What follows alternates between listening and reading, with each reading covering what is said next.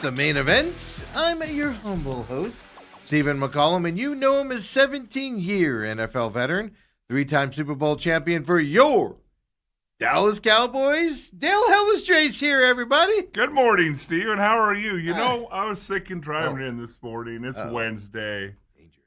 It's been a long time since we've had a segment of what happened to Steve. Yeah, I've been What's keeping going to on? myself. I mean, just smooth. Nobody's made you mad. You haven't had to beat somebody up. I don't get mad. I just notice the absurdity of people in this world. Of life. Yeah. Well, you're going to have a story coming up. I can tell you that. It's kind of boring. You're telling me. I know. Spice this life up. Yeah. I used to tell Izzy all the time when he was running our programs, and I was supporting him here at over at the old place WTSM and stuff like that.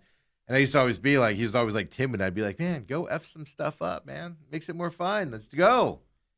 And that's my life motto. Let's just go F some stuff up. See what happens. Isn't that from a movie or something? I don't know where I got it from. But it's just kind of my joke of, I don't know, just go do it. What's the worst case? People get mad. You have to deal with that. Whatever. No, it's been nice. I've been keeping to myself for the most part. No issues there, except for tomorrow. Tomorrow we might have some things. Friday, I have to let the court case end before I can talk about it. Oh, so we'll see how this goes. Okay, it's the tenant situation, Dale. Yep. They offered a $10,000 fine and a year probation for a tenant that broke the rules. Yeah. So I promptly told the attorneys in their dreams. A year probation from what? I don't know. That's what we can't figure out. What do you're putting the LLC in a year probation of what? Yeah. What? It's more of the lawyer's cost that I'm more pissed off about the money than I am anything else, because they keep coming after me in different entities. So, but anyway, I can't get into detail. I can tell you the offers.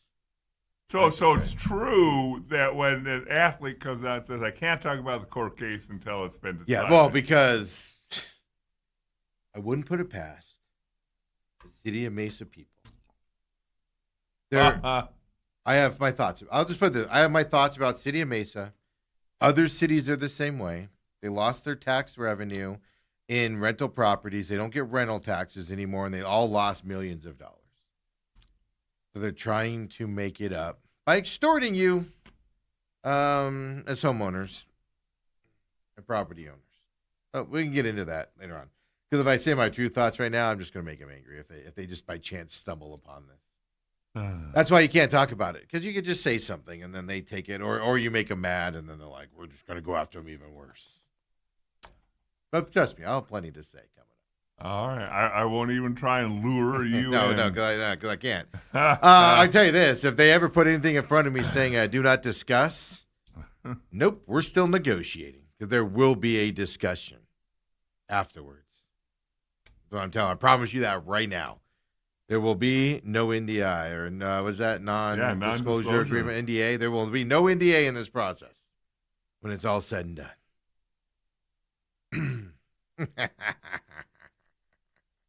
So Dale and Uncle Lou will get you through the show tomorrow, 8 to 10 o'clock. Yep. Make sure you join them. I'll be joining in from home, having some fun. Okay. Well, until I gotta do my thing.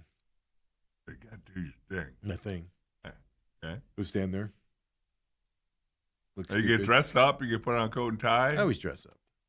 I don't know if I'll go tie or not, but I'll go dress up, shirt, my jacket, stuff like that. Yeah. I don't know if I'll go tie. I don't know. They always dress up the inmates when they bring them in for sentencing. Well, that's because they're trying to stay off death row or whatever. I'm just trying to get morons to realize that they're just... See, you're saying too much. Scapegoating idiots. Let's move on to my great pick. I was talking about the tenant, of course. Let's talk about the tenant.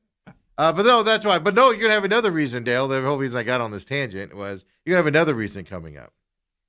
So this morning I wake up and I go, crap, did I plug my car in yesterday? Because I ran it down to like 20%. And I got a couple things to do after the show today. So I'm like, I need it charged. We did stop at a public charger yesterday, and we charged it for like a minute, and it charged. So public chargers work again. So that's good. That problem's solved. Yes, that helps. But my house doesn't charge it. Oh. I get up this morning, I check, and I'm like, crap, did I plug it in? So I load up the app, check it, and it says charging pause, 66%. So it did charge. But I'm like, what do you mean it's charged? It's supposed to be at 80 by now, whatever. So I run downstairs like, did I plug it in? Is the app wrong? Yeah. No. I get this big warning thing on my thing. Check your charger. Charging cable's incorrect.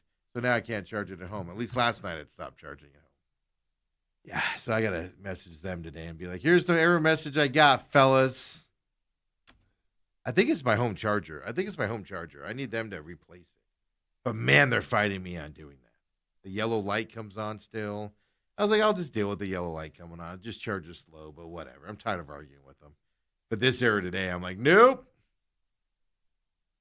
All I know, Steve, is I've owned a gasoline-powered car since I was about 20 years old. I know, Dylan. You've never had problems with a car. I've never had to take it to a mechanic a day in my life. I've never had a problem putting the gasoline little thingy into the hole. I've never had a problem with the receiving gas, and I've never had a fuel pump problem. And pull the handle. I've never had a starter problem a day in my life. My car just runs every time I sit in it. And it fills up every single time. I hear it all the time from everybody. I don't have to That's get why up. I wouldn't have an electric car. Yeah, because you've never had your car in the shop for something stupid. I've never went, how come gasoline's not going into my car? AC's always worked fine. Okay, Tiger. But everybody says, I'm glad I wouldn't have an electric car. I wouldn't be able to deal with the car problems. Okay, well, you've had car problems in your day. So settle down. Slow your roll there, Tiger. And the other thing I do know, there is a spare tire in my car. That's not just an electric car thing. That's a new car thing. I still think you're dead wrong there. Okay. But you know what? We're going to film it. One day next week, Dale and I are going to go to dealerships and just say, we're just going to go pop the back of the trunk. We're going to look at stuff. We'll just walk around at different models and we'll see. We'll see who's right. I actually think you could send your son out on assignment. No. You and I are gonna. I want to video your face when they don't have spare tires. My dad's F550 or whatever it is that tows his fifth wheel and stuff didn't come with a spare either. Got to get it separate. Well, if in fact that's even close to being true, that might be the dumbest thing I've ever heard. Who doesn't need a spare tire? Oh, well, I have an electric car. I've never had a problem with my gas car. My gas cars run perfect. I've never had to take it to a mechanic. I've never said that I've never had a problem with the car. The one thing I've never had a problem with is putting fuel into it. So anyway, that's going to be coming up. I'm not even going to call him. I'm just going to message him on our friendly chat text line and see if that works still. And just be like, here's the error I'm getting now, folks. I think it's the charger that I use in my house that they supplied me. I think it's that. Really? Yeah, I think it's that. It's just been acting weird. I've read online that a lot of people have problems with them. And I've also read online that they just don't want to replace them for some reason, even though it should be under warranty. Yeah. Well, I'm giving them enough proof now that, hey, guys, there's an issue here with this thing. Well, you could give that job to your son again. In the morning, he gets up 4:00, goes to public charging station. It costs money. It costs more money. It's cheaper to charge at your house. I can live without public charging. I just know I won't have to take it unless I can make it there and back. I can't live with it not at the house. I'd spend twice the amount of money. Then I might as well go buy a gas car and spend $600 a month in gas that I would spend. I had that rental for a full week. I filled it up 3 times at $65, $70 each time. They'll do the math there for me. 7 times 3 is what? 210. Carry the 7, divide by 3, square root of 4. You did not fill it up 3 times. Well, the third time was when I was returning. Okay. Yeah, but 2 times at 70, and then the third time was like 30 something. Yeah. So, yeah, 1 week. 1 week. Yeah, a couple $100. But guess what? That's what my electric bill goes up every month with what I deal with. Guess what? You don't wake up with night terrors because you know that there's gas in the car. You don't wake up going, oh my gosh, did I plug it in? No, Dale. See, this is what you don't know about me. I think I've said this on air before. I hate filling up cars with gas. Like, it's my biggest pet peeve, and it stems from I used to have to fill up like every other day because I drove for a living and stuff like that. You'd be shocked every time I woke up and was like on and be like, oh, how long's that gas light been on? And then I get like a mile from the house, like, all right. Somebody come bring me a gas can from the garage. I can go fill it up. So I've had that problem with gas cars. Wow. Yeah, you've never run out of gas in your life, right? You're gonna tell me that nonsense. Knock on wood. I never have. I don't understand how people do.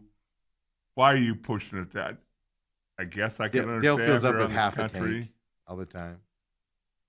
Well, I fill up all the way. Dale's all, no, it's at half a tank. And Dale's like, I got to stop and get gas, guys. You have half a tank. I got it. This gas station. I got to get it here. I'm going to run out of gas. My voice changes. The panic sets in. So you might have some stories coming up, is what I'm trying to tell you. Okay. You might have some coming your way here shortly and everything. Don't forget, tomorrow, no McCollum on business. I have my deal tomorrow during this show, but you and Uncle Lou will be here all day. Today, you're going to leave early because the big crybaby over there, KUPD, got mad yesterday because you're staying here tomorrow. So I have to loan you over there today, Dale. I just feel like a used. Isn't it nice that everybody's fighting over you, though? It's not really a fight. I could have said no. You could have. I could have. You could have said. I could have said no. Doesn't mean anything would have happened about it, but I could have said no. I was asked. I could have said no. That is true. Robert says, did you hire Slippin' Jimmy? What does that mean? Who's Slippin' Jimmy? Robert, you're going to have to explain that one to me. He says, I don't have an AV because I know when something wrong for the reason would be operator error. It's a giant laptop, man. It's a big computer mess. Yeah, I hate that. It's literally like, you'll do something, you'll be like, how did I do that? And then you try to take it off. It takes forever. No. Yeah. Ethan says, the lowest amount of gas I have had is 3 miles.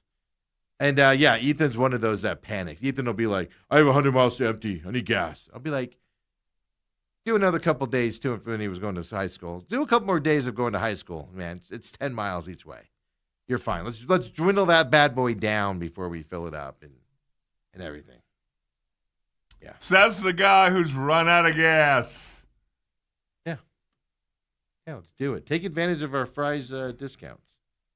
Do the whole thing. You get a $1 discount? Run that bad boy down to 1 mile. Let's take advantage of the fill-up. See, that's why you do that. We get $1 off. Yeah, I'm not going to get $1 off for half a tank. What kind of wasted money is that? What kind of garbage is that? Well, then fill up halfway, but don't use your fries discount. I'd save it for my dad, who I know is going to run it all the way down. No, but that's I don't have. That's the other thing about it is because I do all this stuff with fries. Well, I'll order on Fridays because it's 4 times gas fuel points on Fridays and stuff. Well, because I was like, it was me and Ethan that both had gas cars, and now only one of us does. So now we're actually like, because Ethan doesn't drive a ton, so now it's like, crap, we got to use these extra cents that we have on here. It's going to go to waste. Why don't fries, since these EVs are getting so popular, why don't they give you like free half-hour charging? If I own a gas station, if I owned a grocery store, if I owned a restaurant where people are going to go in and spend 30 minutes to an hour or something to that effect in there, but even gas stations, just because your job is to fill up vehicles. I don't understand why not every Quick Trip out there doesn't have 2, 3, 4 electric charging stations. Because you know what, Dale? All the electric charging stations, not all of them. There are some. There's one by my house, a gas station. It's a Valero that has a couple chargers there. But like the EV Go station I go to, I park there, and it's in this big shopping mall. But I gotta walk to get to the bashes across the parking lot and stuff like that. A Quick Trip has them just in the back corner, just 4 electric charging stations. 2. You're gonna go back there. You're gonna pay for it first of all, so they'll make money on it. First of all, you're gonna get that. But then while you're sitting there for the 30 minutes, what are you gonna be doing, Dale? You're gonna go in and buy drinks and snacks and hang out for your nap while it's charging, like everybody does. I don't understand why they don't do it. I don't get it. There must be some reason why they don't do it, but I don't get it. I would do that in 2 seconds if I owned a gas station, a movie theater. Why does not every movie theater have an electric charging station out front? 2-hour movie. Somebody's going to plug in and charge for 2 hours. You're going to make the money on it. Look at you. I don't get why they don't do it. It's just brainiac stuff right there. Just do it. And people will be more inclined to go there. Like Teslas will be more inclined to go there and stuff like that. Why not? Now, it won't work for like a McDonald's and stuff because you're not hanging out at McDonald's long enough, But I don't get why people don't do it more. I just don't. It baffles my mind. Maybe you can be like the guys who get the snack machines and they put them in places and they give the owners a cut and they keep a cut, and maybe that's the business you start going. How much do you think? Setting up a charging station would cost? I have a feeling you'd have to do it. Initial offering, go public, get some money up front. I don't think you can do that much. No, because I have one in my house. I have actually read stories where people will put charging stations out in front of their house. So like neighbors can just come by and charge, and you charge them. You can just charge your neighbors, or people need a charge. They just cruise over by your house and plug into your front yard. Why don't you do that? Yeah, 'cause I want people in my house. Sure, it's social. How much does it cost at a public charger? They charge by the minute? By the kilowatt? Kilowatt hour, yeah. 45 cents per kilowatt hour on average. It can go up as high as 50. It ain't cheap, folks. Your house is like 24 cents. And it kind of depends on the time of day? Oh, yeah, absolutely. Middle of the day is more expensive than that's why I would get up at midnight and go to 12 to 3 a.m. because it was like 12 cents a kilowatt hour then or whatever. Dirt cheap. It's midnight to 3 before I got the home charger. Yeah. Middle of the day, it's like 54 cents, 53 cents a kilowatt hour. Yeah. Wow. You'll spend more than you would at the gas pump if you fill it all the way up to that point. Yeah. Yep. Just saying. These are my ideas. Trying to make the work so good there. Everybody on the chat's having a Breaking Bad conversation, which I've never seen Breaking Bad. I have not either. I've seen clips of it I've watched and stuff like that. I hear it's great, but I just had no desire to log in and watch it ever at all. That and Dexter. They look good. I just don't want to sit down and watch them. Weird. I've gotten back into Dexter, the serial killer one. Oh, I thought that was like a cartoon. Yeah. Hey, speaking of which, Masters of the Universe opens this weekend, Dale. You going to go see that? I have the power. Is this another Star Wars thingy? Get out of here. It's better than Star Wars. Oh, it is? He-Man.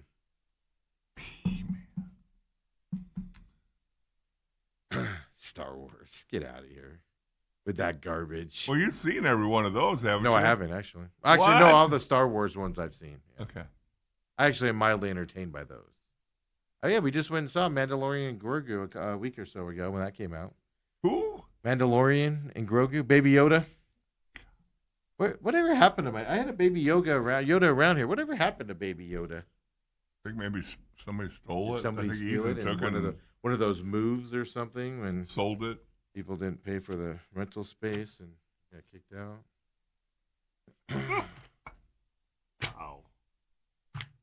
Wow. Maybe they took it for back rent. How about my Golden Knights? Dale's taking off today at 8:45 to go over to Holmberg, so we got it for a bit. Yeah, Knights. Told you. No, I told you. No. Dale's taking credit for this, folks. Come on. Because he said it before me yesterday. I did. But I had my bet in for this series. I have the Knights winning this series, plus, I think it was +1, +2. I guess I can look it up here. There's a plus number, obviously, for that. And then I took them yesterday for the series, for the game one as well as a plus number. Took that last night as well. I got stats later in the show about how great the Knights are playing right now, the competition they're playing against right now. They're beating the best of the best competition to get to this point in the series. Last night, I was worried about last night because of their rest compared to Carolina. I wanted to see how they play to make me. I think the Knights will win this series in 6 or 7, but I wanted to see how they played. Beautiful. Just absolute chef's kiss. Got down 2-0. They don't care. We don't care. That Carolina building exploded on that. What did he score? Like a minute into the game, it felt like. It was almost instant. I was at dinner with your old buddy James from the radio station. I met him for dinner, and we're sitting there like puck drop, boom, score. What? Carolina had a 2-0 lead with 12 minutes left still in the first period. I know. Doesn't matter. Knights are like... No, not to your Knights, huh? Knights are like 2-0 lead. Whatever. We don't start playing till we're down 2-0. Yeah. Road teams were 0-55 when down multiple goals at any point in Game 1 in Stanley Cup final history. That's what my Golden Knights will do to people. Guess what, Dale? It's now you. 1-55. They'll force you into making mistakes, Steve. The other reason, because we didn't get into the depth because we had Bruce Cooper in yesterday, Yeah. but the other reason why I went to I like the way the Knights are playing. They can stifle a high-power offense. They can come back if they are down against a team like Carolina. They showed that against Carolina. The other reason is Carolina has this monkey on their back. They've beaten it where they made it to the Eastern Conference Finals and couldn't win that series and get past it. They've done it now. That actually makes me worry about them in the final. Because we made it to the final. Finally, that monkey's off our back. Do you relax a little too much going into this? Or you think it's easy? I don't know how to describe it. But I worry about your mentality when you go, oh, finally we made it here. Woo! I do wonder about that. I do worry about that. And not that last night. Carolina played as great as they can play last night. It was fantastic. They're going to win games in this series. We're going to have a series on hand. At least 6 or 7, you think? I think it goes. I think it goes at least 6. Okay. Put your money on Carolina in Game 2. You think? Now the Knights can surprise the heck out of us, like they did with Colorado. Yes, they absolutely can. I'm not saying it's not possible, but if you're a betting person, you've got to think Carolina is going to pick up Game 2. And I even said this about the Colorado series. I said Colorado's going to win a couple games like 6-2, 6-1, something like that. I also think that probably happened in this series. It didn't happen against Colorado, but I think that's going to happen in this series as well. So Game 2 could be one of those 6-1 type games where the Knights, kind of exhale a little bit. We came here, we got our split. Let's go home, everyone. So were you able to watch it? Yeah. It's like we're at a bar. Yeah, the Scripps thing went out. Yeah, DirecTV went out. They're having a dispute with ABC. Yeah. We're at this bar. I don't have DirecTV. No, my sources don't have DirecTV. Yeah, don't say your sources because you're getting in trouble again, probably. I just, hey, Ethan and anybody else sitting out there, if the door opens and police come in, please clear your throat. Yeah. and point to the bald guy and see me dart out the back. I didn't even know there was a door back there. I'm gonna run through the brick wall behind me. Get out of here. So you were able to watch? Yeah, I was gonna ask because Phoenix is affected by that. I did that on the business show this morning. Phoenix is affected by that. So the bar didn't have it on? Well, they had it. Were you at Zips? No, we were at a little place called the Corner Bar. Oh, well. But they had all the TVs. Was it in the corner? Was it in the corner? Yeah, it is the corner. On the corner of the shopping strip Okay, mall. because I've been to corner bars before, and they're like in the middle of it, and I'm like, you're not in the corner, dude. I know. You should be called Middle Bar. Anyway. You are such an idiot. You look for that stuff. Yeah, well, Coastal Carolina, 12 miles from the coast. Not on the coast. 12 miles inland. I'll never forget the incredulous look on your face when you get, they're not even on the water. Anyways, better be a corner bar. Anyways, the way they did it there, they had the baseball game on, or a couple baseball games on. Then they had this multi-view big screen, and the hockey was in a little corner. Because they couldn't put it on the big deal. Yeah. And I was like, that's weird. I was at a place called Union Bar and Tap over there at Saucerman. I think it's Higley and Baseline with Is our it part buddy of the James. Union, Steve, No, or are they no. the Confederates? Okay. I've driven by this sports bar numerous times. First of all, first impressions were amazing. Uh-oh. No, seriously, amazing. Okay. But I've driven by this place probably 100 times in my life. And I've seen the sign that says Union in front. But it doesn't like entice me to stop and go in. It's just like this big metal sign that just says Union on it. I've driven by it. I've noticed it before. Like I just looked on a map because we were trying to meet in the middle, and I was like, I want to try someplace new and all this stuff. Yeah. So I saw it and I was like, hey, let's try this place. And when I pulled in, I was like, I know this place. But the sign is like this big metal, and it doesn't entice you to go, sports bar, come in, we're fun, woo. And I was like thinking about it when I walked in. I was like, this is a nice place. Okay. And I've never walked in here because of your sign doesn't invite me that this is a fun sports bar to walk into. Just a note for everybody out there. Make your stuff fun. So now Tell you've us what walked you are. in there. Will you walk in there again? Oh, yeah, absolutely. I Okay. sat down. We sat down just really quick here. We sat down, super friendly, not crazy busy yet. We were there early. We were there like 4:45, 5 o'clock or whatever, you know, because he just got off work and he wanted to meet right after work. So we were sitting down. The guy goes, and they always ask me, have you been here before? I always say yes, no matter what. Yep, because I don't want all this feel. Well, yesterday I said, no, never been in here before. The guy goes, oh, welcome in. Blah, blah. He takes our drink orders, everything, and I'm just like, oh. And I always feel like I'm disappointing bar places when I go, can I just get a water? Yeah, you can feel a little air come out of the tires Yeah, of the 'cause server. they're like, ooh, beer drinkers. All right, And I'm like, you can I can get have a a water? $15 tab. So then oh no, we spent a good amount of money yesterday Okay. without alcoholic drinks. Uh-huh. It's not the cheapest place. So the manager comes over and he brings us like a little appetizer. He goes, hey, it's your first time in here? Appetizer on us. You guys try this appetizer. And it was like a cheesy bread thing with oil on it. Oh. And right away, I was like, effing amazing. And it's maybe smells kind of good. Yeah, oh no, it was Was good. it I had warm? it too. It was good. I had it too. I ate it. It was good. The cheese like melted off and he dipped it in the oils. It was fantastic. But who does that anymore? That used like an old school restaurant type thing. That's why they asked you, Steve. Tell everybody for now. When you go I'm into going that to Texas, start, and I'm going to judge you if you don't give us a free sample appetizer. when you go to Texas Roadhouse, No, they just ask. They just ask because they want to. you walk in there and go, "Hey, ask me if I've ever been here before." Nope, I haven't. And then they're like, "Oh, good. Here's our crappy meat and our Drano tasting water for you." Wow.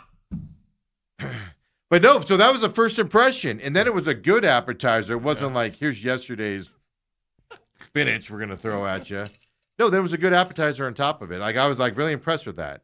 And then like the wings for the wings, that's what I wanted. And it was $18.99 for a pound of wings. Little pricey in my eyes. Right. So I asked the guy, I go, what's the deal with the wings? I go, are they big wings or are they small wings? Because you go to some of these wing places and it's $12.99 for wings now. It's still expensive, but compared to what we're used to, remember the old 10-cent wing nights and stuff? And then you get them and the wings are like all tiny. The guy goes, no, these are big, like meaty wings. He goes, we're known for our wings. And I'm like, all right, you made that claim. Let's do it. And they're like, and by the way, just your tone of voice is telling me you said, all right, let's do it. Like you are almost wishing that they're not big and not good, so you can I'm pick. asking him because I was going to get something else. I'm not spending $18.99 on a pound of little tiny wings that don't have any meat on them. That's ridiculous. But Adele, he goes, no, they're big wings. They're meaty. And I go, all right. He goes, we're known for the wings. All right, you claim it. Let's do it. Brings them out. I picked it up. The meat was falling off the bone. They were so perfect. And I made them, and I didn't want to try flavors because I didn't want to be like, well, maybe the flavor will be bad. I'll judge. So I just got medium wings. Totally wussed out yesterday. Just medium wings. Dale, these things were like tender. Just fell off the bone.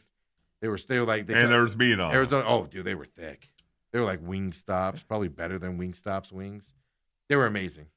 So my initial first impression, James liked it. He's never been there either, and he had a hamburger and he loved it.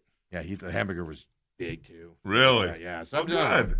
Yeah, no. A lot of people won't talk about places they go to because of that. But anyway, the whole point of the story here is they had the hockey game on, so I didn't think anything of it being shut down. So I don't know if they didn't have DirecTV or what. They must have not had DirecTV because they had it on big screens. Huh. I didn't find out about that issue till about an hour later when I was home and I was going through the internet and people complaining about DirecTV. Well, and the NBA game's on tonight. Yeah, so they're already telling you. But I did see also that in their reporting, I did it on McCollum on Business this morning. They said did they have it on the thing? Go to ESPN, Hulu, or Disney Plus to watch the games. Like DirecTV is flat out telling you to go to these other channels to watch it instead of us. I did. It was just a small thing. Square, Yeah. So I didn't. Yeah, that's what I was reading this morning. Wow. So I didn't even know it was a problem. But the place I was at when the game started, I left like halfway through the first. But they had it on, so I didn't think anything of it. So about an hour later, when I saw everybody complaining about not being able to watch it and the NBA Finals and all that stuff coming up. Yeah. So I don't know. Maybe I got lucky yesterday. Bar that played the hockey game. Yeah. Good food. Good food. TVs everywhere. They had, and it wasn't Diamondbacks game. Obviously hadn't started yet, so I don't know. The best problem with most sports bars now, they don't ever play the Diamondbacks. And when you ask to put the Diamondbacks on, they're like, I guess. Well, the corner bar had them on. In the corner. I don't know. I'm going to have to stop watching the Yankees now, too. Aaron Judge. Whew. He might be out for a little bit. I did not hear about what happened to him. Going to a specialist. That's never a good sign. No. Anytime somebody goes, I'm going to a specialist. For a second opinion? Yeah, for another opinion. Bone bruise on his upper right rib is what they're calling it there. He was out of yesterday's game as well, and then he's seeing the specialist today. So he's been dealing with nagging soreness in the rib area for a couple of weeks, but it flared up this weekend against him. I'm going to bet here, and I'm not a doctor, and I didn't stay at a Holiday Inn last night. I'm going to bet they didn't get imaging a couple weeks ago when he was dealing with nagging soreness. Right. I'll bet you he's got a tear in some ligament or tissue or something above his ribs. Intercostal. And the more, whatever big medical terms you want to use. Mm-hmm. And as he's played with it and swung the bat, I bet you he's made it worse and worse. And I don't know this for a fact. We got to find this out. They didn't do imaging right away. They did it as it got worse and progressed. Instead of why teams don't go do imaging the second a player has an issue, I don't understand it. In this day and age, every stadium and every practice facility has an MRI machine. Go just get it done. It's literally just doctor walks back there with him. He lays down in the middle of the game, takes his belt off, gets it done. It doesn't take extra time. It's usually in the stadium, as you said. It's not like you got to go to Simon Med, make the appointment, head down there and stuff like that. I don't get it. I don't get it at all. Why you don't do it? I'm just for a rib to get worse and worse and then just flare up. Didn't get hit there or nothing, and it just flared up onto where he can't breathe now, I guess, and it hurts when he moves to where he's missed a game and now second opinion. I don't get it. We bash the Diamondbacks all the time for that. Oh, we're not going to get imaging. Yeah. And then 2 weeks later, the imaging shows this. And you're like, oh, did he make it worse? Did he make it worse? I just have a bad feeling. And like I said, I'm not a Yankees fan. I just watch a lot of Yankees baseball because a lot of time they're East Coast and it's early games. I'm not a big fan of a lot of those East Coast teams and stuff, but they're just on. They have star power. They're fun to watch and stuff like that. But so I don't know. I might have to find a new team to watch here coming up because the Yankees are going to suck without Aaron Judge. Suck. But I don't know. It's just interesting from that perspective. We'll get into D-backs here coming up here today, though. Ohtani hits the mound tonight with his .082 batting average, or ERA, folks. .082 ERA against Zach Gallen. Zachy. Talk about a game where, you played for the Bills, so you had some bad, you knew before, you're like, all right, this game's over. Who do we got next week? Crap. All right. Hey. No, that doesn't happen. My point is. Well, the thing is, last with night after football, the game, you look at your schedule and you go, Hey, we got Ohtani tomorrow night. Remember, in football, you have a whole week to go, oh, crap. As you're watching film, going, oh, dear God. Baseball, you go to bed and you wake up in the morning, oh, my gosh. Yeah, that's my point. Like, you can't tell me that Diamondbacks players either last night or this morning aren't going, all right, let's go see what we can do. But whatever. You like to think that they're all confident that they're going to go and, go into this game and have a good game and stuff like that, because they do naturally. You generally have those thoughts. But at the same time, you can't tell me that they're not going, oh, hell. Well, you look at it, you go, okay, well, you know what? Let's just get through tonight, but tomorrow we'll get them, because there's this dude named Justin Robleski pitching for the Dodgers. Oh, and I think he has a losing record still, doesn't he? Yeah, he does. It's 7-2, Steve. Yeah, oh, never mind. Think of the other. They must have already demoted the other guy that had the losing record on the Dodgers. Oh, you don't have that with the Dodgers. No, they had a guy that actually had not necessarily a losing record, but he wasn't winning games. They were winning him after he was out of the game and stuff. I thought that was him. 7-2, 2.87 ERA. So you know what? 1-3 on this homestand. That's okay. Okay. I would argue 1-3 against the Dodgers isn't a terrible homestand. I'm with you. It'd be nice if they could split. I'm not saying it would be nice if they could win 3. It's just probability of you doing that slim to none. And probability of anybody doing that is slim to none. Now, teams have done it against the Dodgers this year. It is possible. But you're not going in thinking it's happening. To me, if you do that, you're like, whew, all right, we're better off. Let's keep going now. But I just go into the Dodgers series, and I'm just like, all right, losses. If you win a couple, perfect. That's my defeatist attitude.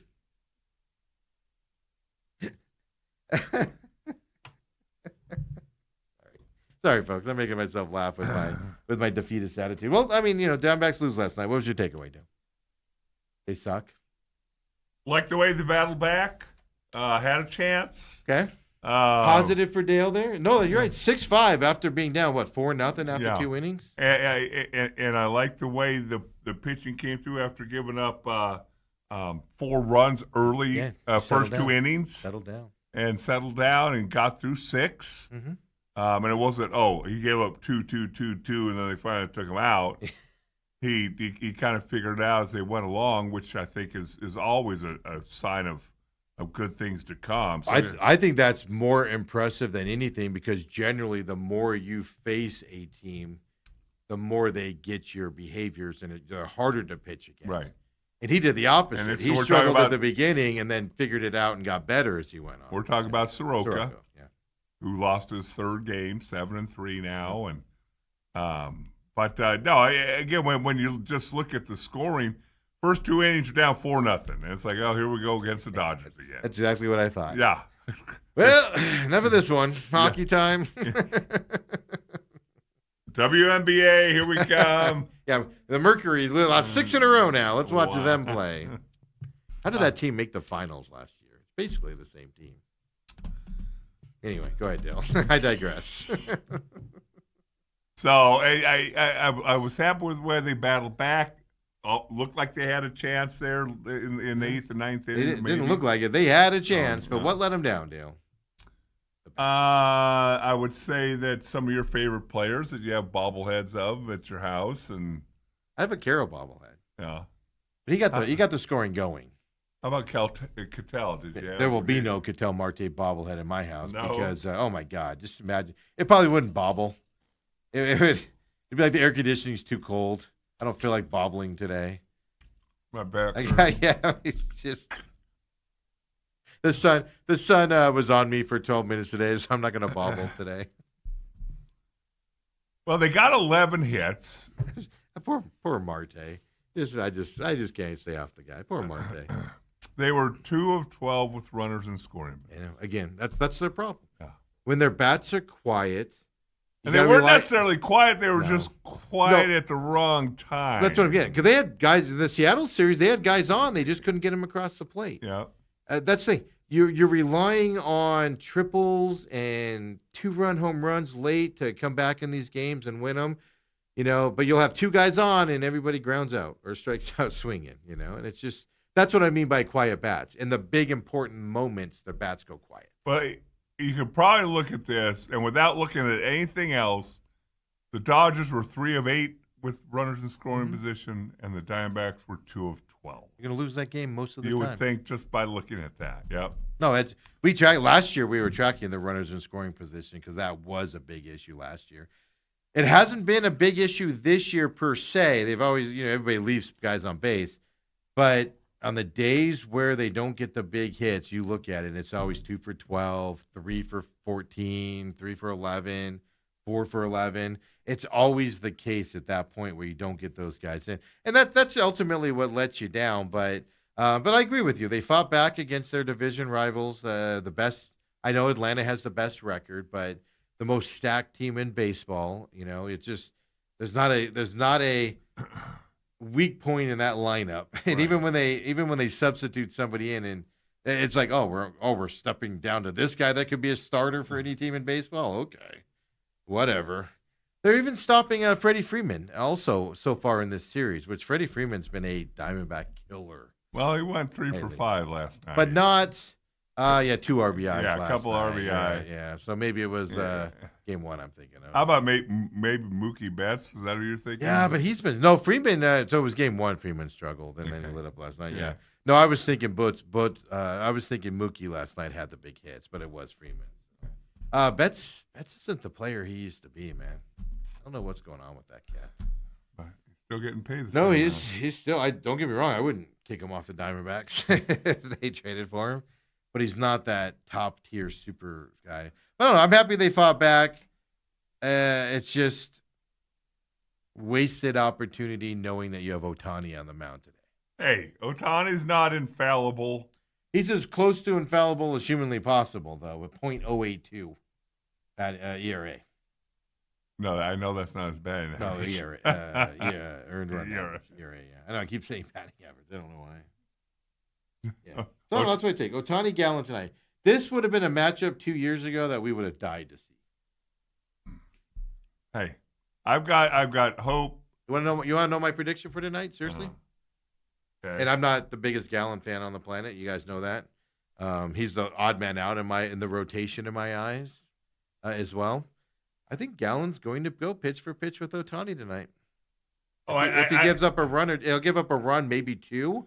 But he's not going to go out there and give up 5-6 runs and be out of this game early. I think he's going to go 4 or 5 innings of very limited runs by the Dodgers, and the Diamondbacks will be in this game.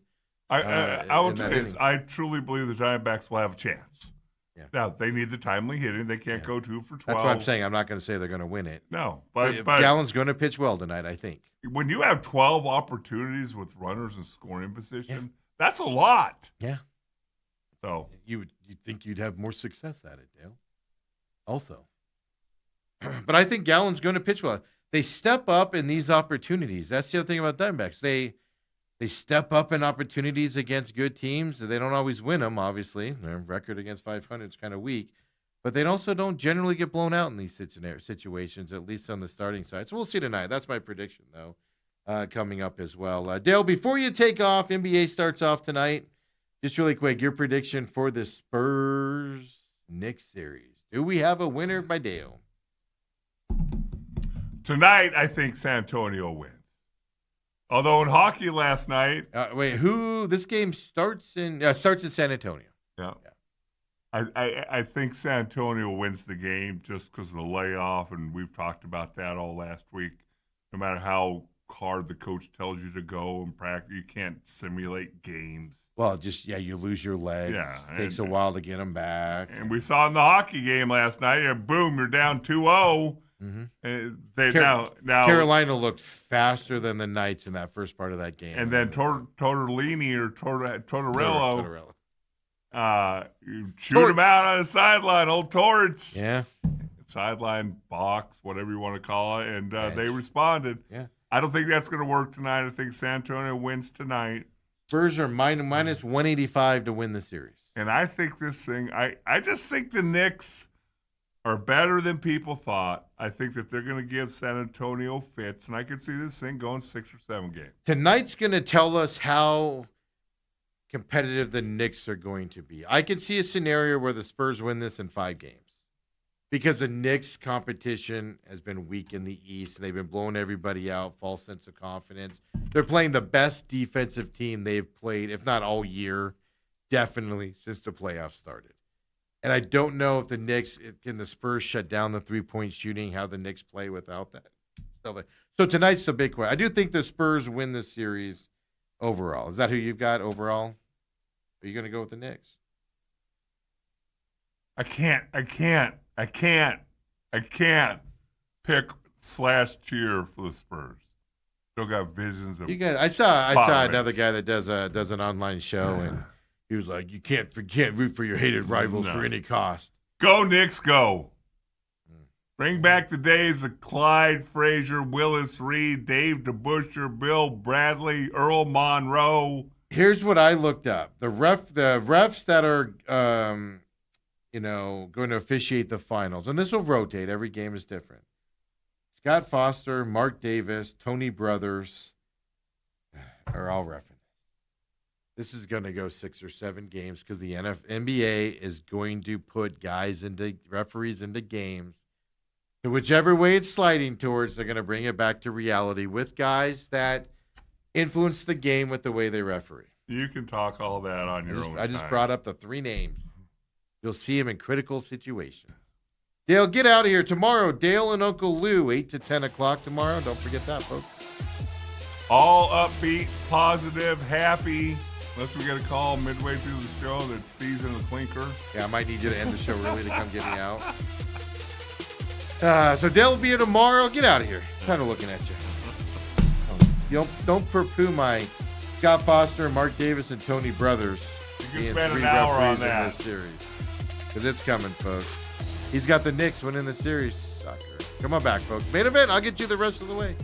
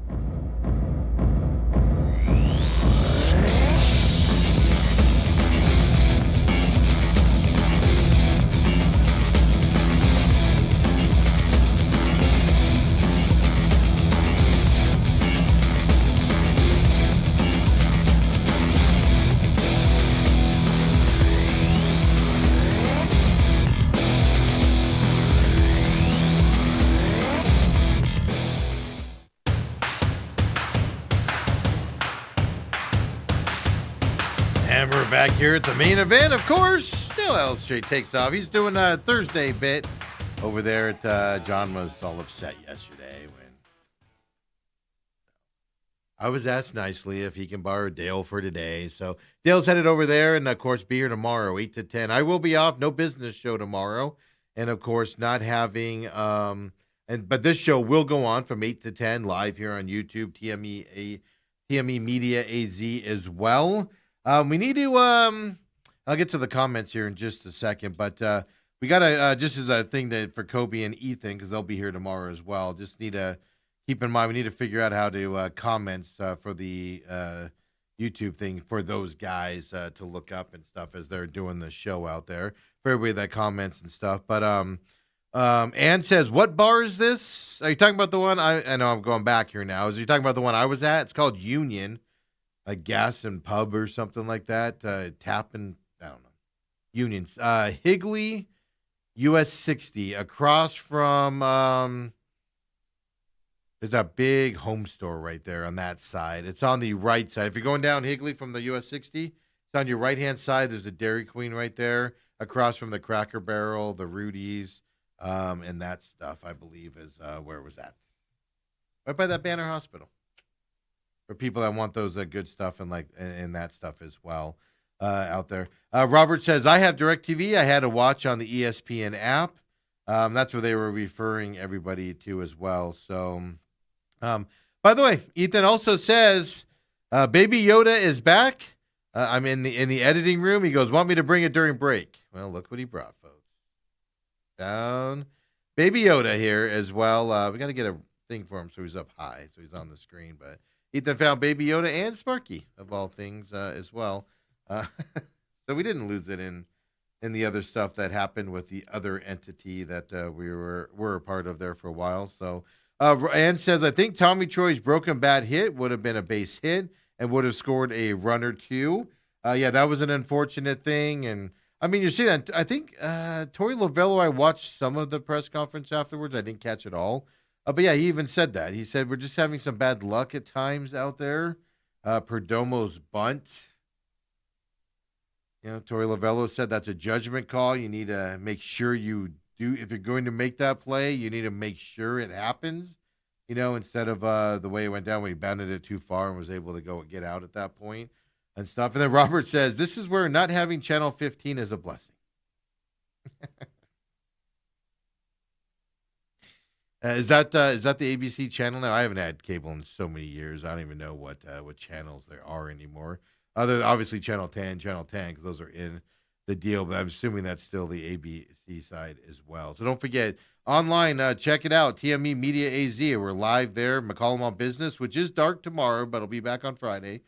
Live there. You can make your comments right there on the chat as well. And then even here for the main event as well. We do have the pit stop coming your way later on today. We record that, put it up on demand as well. Don't forget, all of our programming is not just on YouTube there at TME Media AZ. Follow TME Media AZ as well on X, folks. That's just where we do the overall stuff of what's happening around here. The parent company, that's our company here, I should say, of all of our shows and everything as well. So it announces when shows are off, what shows aren't on, what we do around here, and things like that. Because we do have some exciting changes coming up for everyone out there as well. And then don't forget, everything's over on Rumble, rumble.com/user/TME Media. Right above the videos, there's a channel button. Click on that. You can click on what show you want to watch and all the entities out there, and it'll be right there for you as well. Just easier because that main page is just what Rumble throws all the videos that we upload every day. But Pit Stop will be later today as well. And of course, tomorrow, 8 to 10, Dale and Uncle Lou get you set up for the 2 hours of the show. It's going to be a fun day tomorrow, watching them do their work. But just to wrap up on the Diamondback stuff here, you know, I'll put it this way. It's hard to get disappointed watching the Diamondbacks play the Dodgers because they're just not in their league. The fact that they won game one, they were in this game 6-5. There's no moral victories. But I like what I saw from the Diamondbacks, at least competing in this series. Because as I said, today, it's easy to go to the ballpark today and go, Ohtani's on the mound. We're not going to be able to do anything. Let's just get through today and try to rebound tomorrow. It's easy to think that way as a fan. It's easy to think that way if you're a player. And this team fights. They came back into this game, right, as well, being down 4-0 early to do it. That's what I like to see. Because if you're going to fight and come back against the Dodgers, you should do it against all the other teams out there as well. As I said, Ohtani Gallant tonight on the mound as well. That game is 6:40 p.m., I do believe. Yep, 6:40 p.m. tonight for that matchup as well. One thing I didn't see last night, because I'm not going to lie to you guys, I watched a lot of hockey last night, caught some of the later innings of this game when they were making their comeback. And even Robert says here, I went back and kind of saw what Soroka was doing and things like that. But Robert did say Soroka did battle. That triple by Ohtani wasn't a bad pitch. It was just because he's stinking Ohtani. Yeah, it doesn't matter. You can throw a pitch completely out of the strike zone, and Ohtani can still launch it. someplace as well. It's just nauseating as well. Robert does say at least all the games against LA are tight. Have to think some will start to go the D-backs way. Look, Dodgers with all their talent are beatable. They are. You got to fight to get into it. Now, when you have to come back from a 4-0 deficit, it makes it harder, right? If you're like we saw in game 1-0 ball game. You can come back from a 1-0 ball game against the Dodgers and win that game. You can. Being down 4-0, you're expending so much energy, and they have enough pitchers to where if a guy's struggling like last night, one pitcher gave up 3 earned runs in that one inning. Dodgers are able to pivot off that. Hurt was 3 earned runs last night. You're able to pivot off that guy pretty quickly, right? If you have a big lead. If it's 1-0 and a guy gives up a 3-0 lead and you have a 3-1 lead, that's a different situation, I think. So I don't know. I just feel I have no basis behind it. I'm not a Gallen fan in terms of the way he's pitching right now. I think he's the worst pitcher in this 5-man lineup. Doesn't mean he's terrible. It just means I think he's probably the worst pitcher in this 5-man lineup right now. And stuff like that. He can go and start on other teams. I think he's more of a number 3 pitcher right now, maybe a low end 2 and things. But I think he's going to come in tonight and compete against Ohtani. Competitive juices come up in here and stuff. He'll give up a few runs, but it's not going to be a 6-0 ball game after 2 or 3. I don't think they're going to be in this game. Now they just have to go out there and win the game for him and stuff to that effect from that side from Major League Baseball. The second hour coming up here, we're going to talk NFL stuff. Marvin Harrison Jr. Talked about Jacoby Brissett yesterday. He talked about Carson Beck and how he's looking in these OTAs. We'll get those videos for you. Watch those press conferences. We have the official Madden cover person. The Madden curse isn't as big of a thing as it once was. But I don't like the gentleman that's on it this year. Oh, no. Here comes a bad year. We'll have to tell you about that. Excuse me, coming up. I'll get you updated on the regional matchups. Just getting you set up for Lou tomorrow. Obviously, we'll talk college baseball regional matchups as well. Coming that way. And, of course, NBA Finals tonight. Other than the officials I told you, guys that are in the officiating crew coming up, we'll talk more about that. I do think the Spurs are going to win this series. Dale's going for Knicks because he's of that ilk of I can't root for the stinking Spurs with everything the bad that's happened. Yeah, all right. And of course, we got some more night stuff we'll talk about. We're celebrating the Knights of the Round Table today here after Game 1. Come on back, folks. Second hour main event coming up next.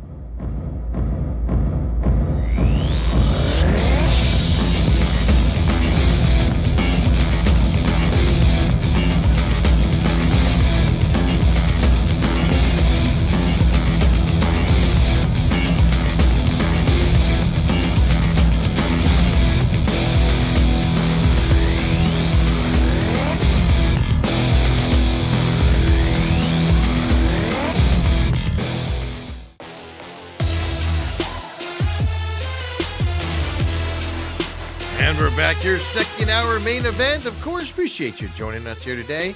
It's Wednesday, and Dale took off a little bit early. We're switching Thursday for Wednesday with us loaning him out over there to John Holmberg and the Holmberg Morning Sickness. John asked if he could come in on Wednesday this week. Since Dale's going to be here tomorrow with Uncle Lou for the whole 2 hours. I'm off tomorrow, so no McCollum on business tomorrow as well tomorrow. But I'll be back on Friday. Fingers crossed. I'll be back on Friday. It's all programming on Friday, just like normal as well. So you get Uncle Lou for 2 hours tomorrow as well. Don't forget, you can hit us up on the chat on YouTube. All of our programming live here on YouTube in the morning times. You can join that chat, of course, and then you can text us 623-252-6670. I did get a few more for whoever it is that's texting in. Fire Tori Lavello. It's Tori's got to go, is what they say.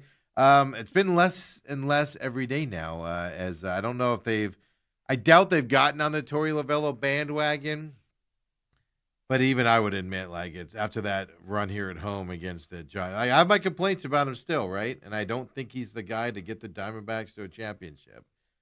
But it's hard to say he's got to be fired with this run they've been on. And we can nitpick and do all that stuff, but I do find it funny how that's even quieted down a little bit online from what I've seen as well out there from that perspective. Of course, you can always tag us, TME Sports Show as well. Anytime you're catching us, whether it's live here on YouTube TV or YouTube, TME Media AZ, or whether you're catching us on demand later in the day as well, on the podcast systems, which you just search TME Sports Show, which is the same as the X handle, or just type in the main event with Steven or the main event with Dale. It'll pop right up for you as well out there. You can reach out to us anytime there on X also, and generally respond pretty quickly on there, depending on what's happening throughout the day as well. I think I have, do we have the NL West standings? We can just wrap up baseball with this. Yeah, MLB NL West is what we need to put up there for you guys. Going into tonight's game with Ohtani versus Gallen here as well. Padres are on this big losing streak. They're 3-7 in their last 10. They've lost 3 in a row now as well. Basically, they're percentage points ahead of your Arizona Diamondbacks as well in the NL West standings here. And, it's just the standings. The wild card is probably what we need to pay more attention to here for the Diamondbacks. Still way too early. That's why I'm paying more attention to the division side of things. Diamondbacks do still hold that third wild card spot right now, ahead of the basically half a game ahead of the Cubs and the Cardinals as well. The Cubs Cardinals are half a game back. The Reds Phillies are 1 game back for that third spot in the wild card. Then the Washington Nationals are 2 back. Of course, Nationals also is where the Diamondbacks play after this Dodgers series coming up here. So. You're still dealing with teams that are in, quote unquote, the playoff hunt. I know it's still June and stuff, but just in terms of the wild card side of it. But there you go, your Diamondbacks. They could be coming up here and passing the Padres for second in the division if they keep what they're doing up there as well. And 4-game series against the Dodgers with Ohtani on the mound today. Padres are playing Philadelphia right now. Tough matchup as Philly is playing better out there, obviously, in terms of that perspective. The Atlanta Braves do still have the best record in baseball, 41 wins for them. They're playing Toronto right now. They did win yesterday. They have a plus 110, the Braves do, run differential, by the way. Yeah. The Dodgers have them beat there. They have a plus 127 run differential for the Dodgers on the season. Crazy numbers there as well. So there we go. Your updates on your standings around Major League Baseball as well there. So obviously all the eyes are on the NBA finals starting tonight. Last night's hockey final getting underway from that perspective. I was reading an interesting article on the NFL side, and we'll talk about Marv and his words yesterday. I saw LaFleur talking as well. I believe he might have been talking this morning. I saw some stuff on him. No, it was yesterday. LaFleur was talking as well. Kind of where they're moving some of these receivers. For instance, Marvin Harrison Jr., he likes him as the X receiver. They say they do want to move him around going into this season. LaFleur kind of broke it down like inside football knowledge yesterday from LaFleur on where they want to move him around out there. And I think it's going to be great to move these receivers around because keep them guessing with the receivers, but also Jeremiah Love out of the backfield.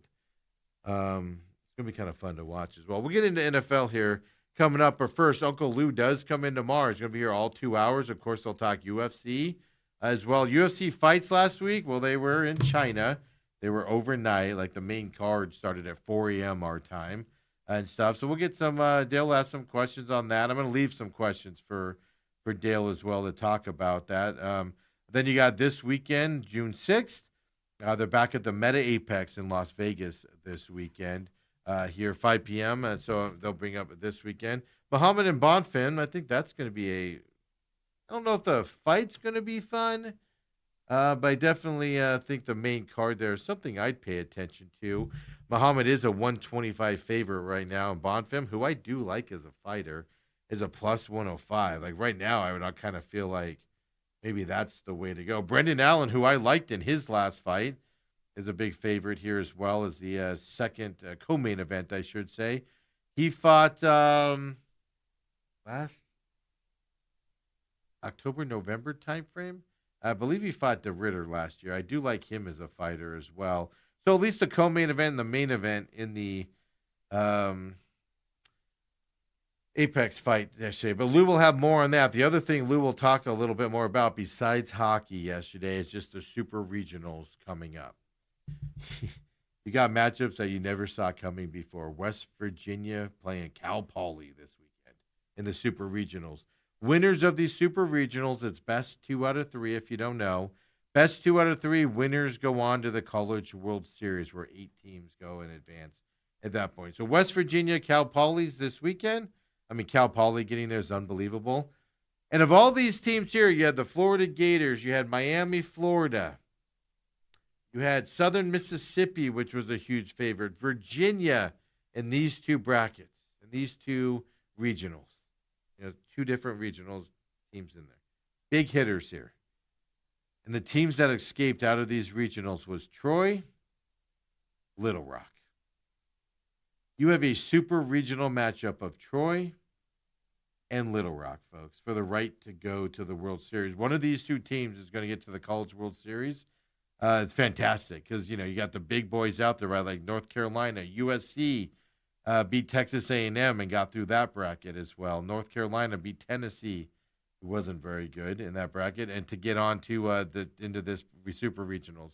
You have Auburn playing Ole Miss, 2 SEC stalwarts battling it out. Of course, Ole Miss coming out of the Lincoln regionals there, which had Nebraska and Arizona State in it. They had to beat Arizona State in extra innings twice in order to advance, and then they got Auburn here coming up. Auburn had to beat that Dale's favorite team, Milwaukee.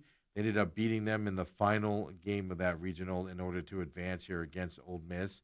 Down the other side, you got 2 more SEC schools battling it out. Georgia's Mississippi State in a super regional coming up, 2 SEC schools. Then you got Texas, Oregon in that super regional. It's the Austin regional as well because they're the home team. By the way, the Troy Little Rock series, that's being played at Troy there for the super regionals. As well. That's fantastic that series is happening in Troy, smaller market, etc. But Texas Oregon will be a fun series to watch. And you got Alabama, St. John's of all schools. St. John's beating Florida State in order to advance to get here. Of course, Coastal Carolina, who's 12 miles from the coast there in Carolina, battling it out in northern Illinois. We're in that bracket as well. St. John's advancing, playing Alabama. And then you got the one that I'm really looking forward to, Kansas, Oklahoma in a super regional.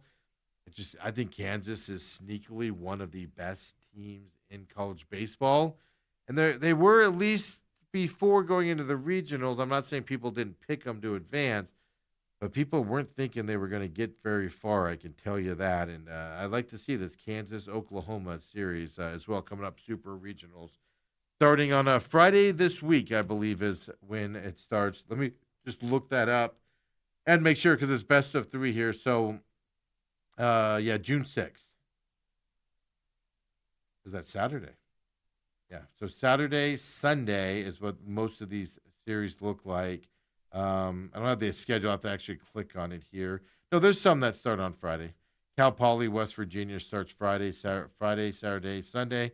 The big one I was just talking about, Kansas, Oklahoma, that's a Saturday, Sunday, Monday, if necessary, deal there for the College World Series. But Uncle Lou, of course, tomorrow, 8 to 10 with Dale, will get you updated and kind of his thoughts on what to look for this weekend. And he's got a lot of teams in play still still in play from when he told you, look ahead to College World Series picks.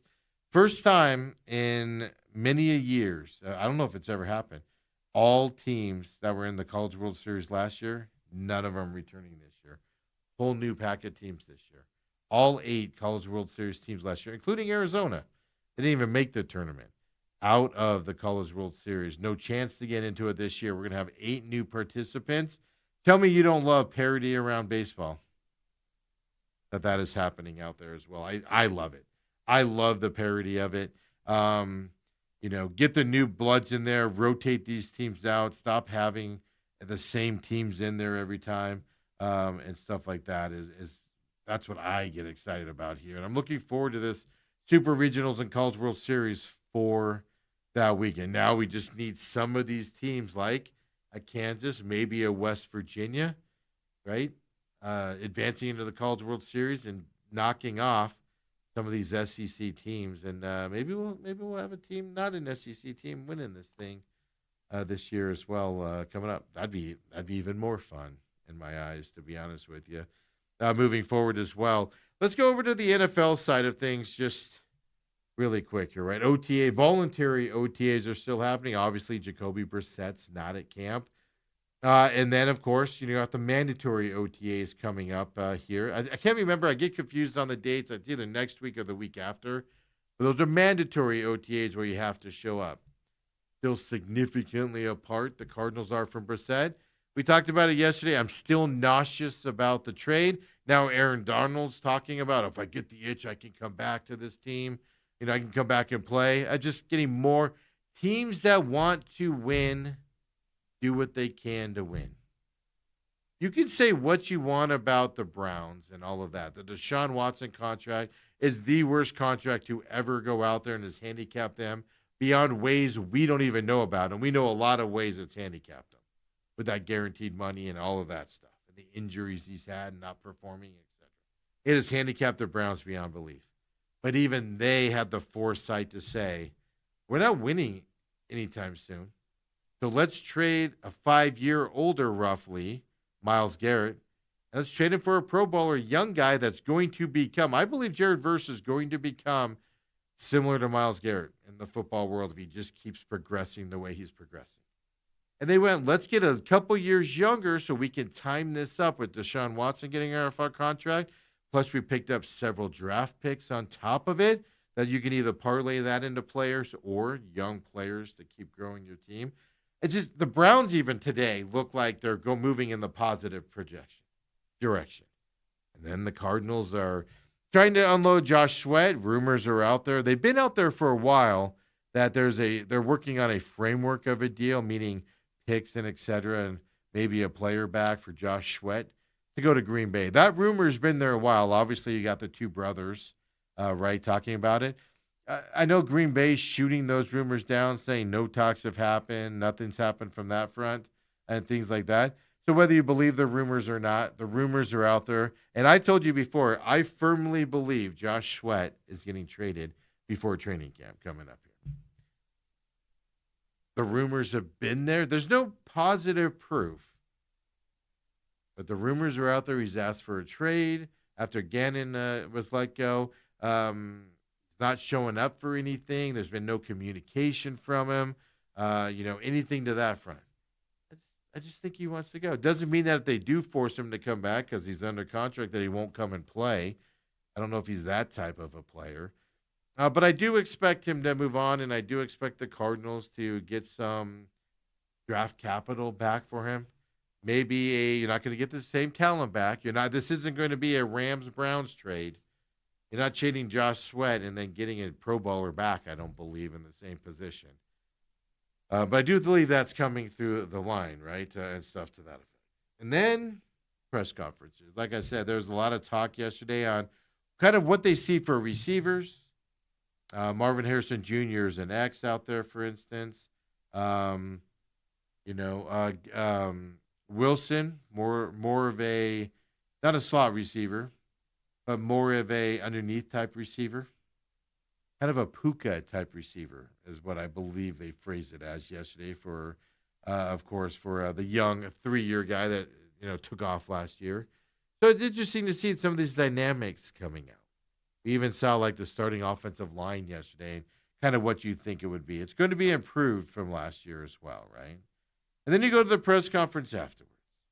Marvin Harrison Jr. said getting back to 100% physically. Remember at the end of the year, he had that, whatever that leg issue that he had. He said it's an ongoing process.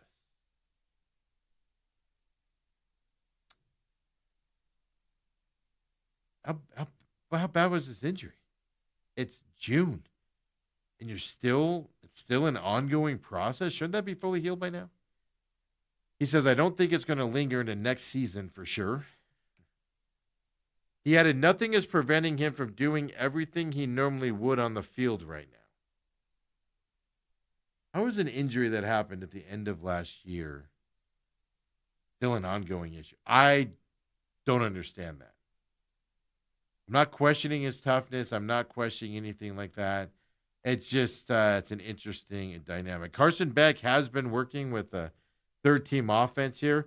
Now, it was open to the media the last couple of days. It is closed to the media, I believe, today.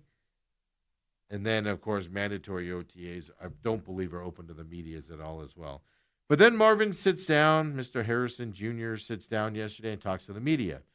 He was asked about Jacoby Brissett specifically. Let's listen to Marv on Brissett. Not much. Obviously, he's got to kind of have to be here to do that. But I'm all in support of, kind of what he's doing. I think, he has to do what's best for him and his family. And so, yeah, that's kind of what I would say about it. Yeah, I mean, he ain't wrong. Hey, what's it, new offense, new route running? How's that chemistry going in the offseason? It's not. He's not here. He's not wrong. But, and this is an interesting dynamic about professional players. We've heard Dale Hellestrae has told these stories before. They don't get in the way. If guys want to hold out, they don't fault them. Hey, it's about your money. It's about your family money. Players don't get in the way of that. And you heard him say that. He supports him trying to get more money, trying to do what's right for his family off the field and things to that effect.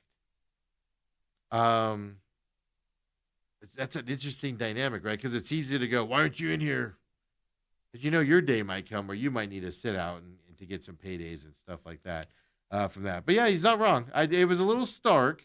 I saw some people, before I watched the press conference, I saw some people kind of acting like what he said was like a shot about Jacoby Brissett. I just took it as he ain't wrong. It's hard to get chemistry with a quarterback in a new offense if he's not there. Now, do you hear that all the time from quarterbacks? Absolutely not. Kind of a new deal. But there, Robert says, Marv was very passive-aggressive, but doesn't say much for the relationship from last year. This is what we're going to find out this year about Marvin Harrison Jr., Robert. He always, when passes weren't where he wanted to be, where he excelled, let me put it this way. When Marvin Harrison Jr. excelled, it was on broken plays where Kyler would just be like, go, and he'd throw him and hit the ball.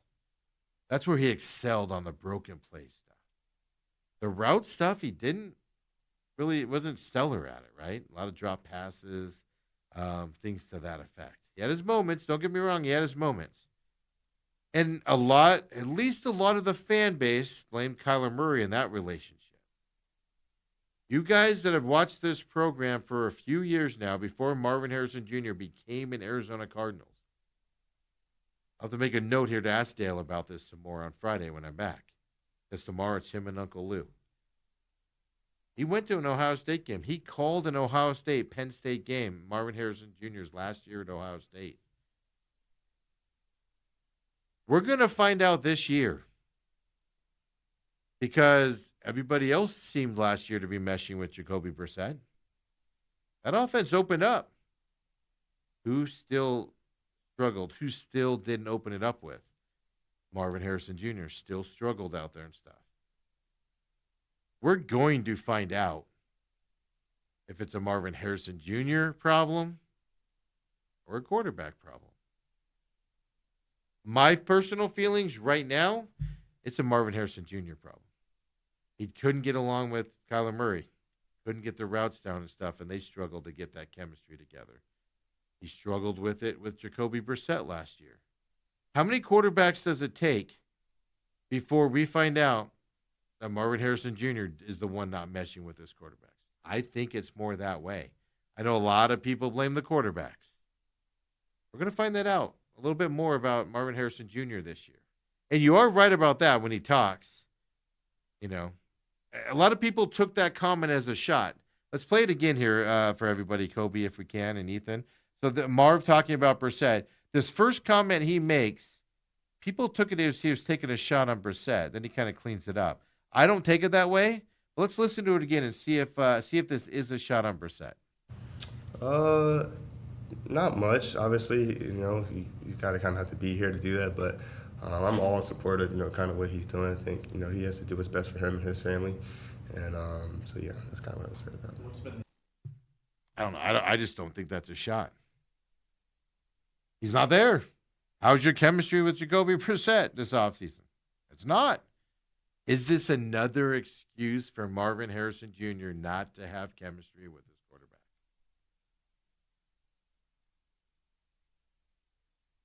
I get it. Probably at least half the fan base is going to blame the quarterback situation for Marv not performing. Half the people are going to blame Marvin Harrison Jr. Does that switch a little bit? I tend to focus on the receiver a little bit here. But we'll see. We're going to learn that about him this year. But then he went on later on. He was asked about Carson Beck and how he's performing in these OTAs and how he's working together with him and everything. Keep in mind, right, third-round draft pick, Carson Beck. A lot of people want to see him at some point be the starter on this team this year to see what he has out there. Because if you're 1-5, 1-6 to start the season, you're going nowhere. Why keep playing the guys that aren't getting you anywhere and just see what the young kid has, right? Here he is, Marv on Carson Beck. Great, man. He's a baller. I love that he kind of goes out there and just kind of has an attitude that, he has a lot of confidence in himself and he kind of can make any throw he wants to make. And I think I definitely admire that about him. He works very hard. Yeah. Did you notice something different there? Robert probably noticed it because he noticed the Marv was very passive-aggressive in that first time. I want to play the first video again, Marv on Brissett, if you guys still have that, Kobe. Watch the body language now. Forget about what he says. We don't even have to have the sound on. Not much. Obviously, he's got to kind of have to be here to do that. But I'm all in support of, kind of what he's doing. I think, he has to do what's best for him and his family. And so, yeah. Did you see his body language? There's all the body language, sound or no sound. I was saying, you don't even have to have the sound on to see it. You see his body language. Oh, not much. He's not here. And just talking. Asked about Carson Beck. Watch this body language. Great, man. He's a baller. Big old smile. Look at him. Lights his face lit up. He's a baller. He's a baller out there. It's fun working with him. His eyes got all wide, smiling like a madman there at the beginning. I don't know. Dale will accuse me of reading into stuff and things to that effect. Yeah. Just saying. Body language tells you a lot. He lit up when he got to talk about Carson Beck.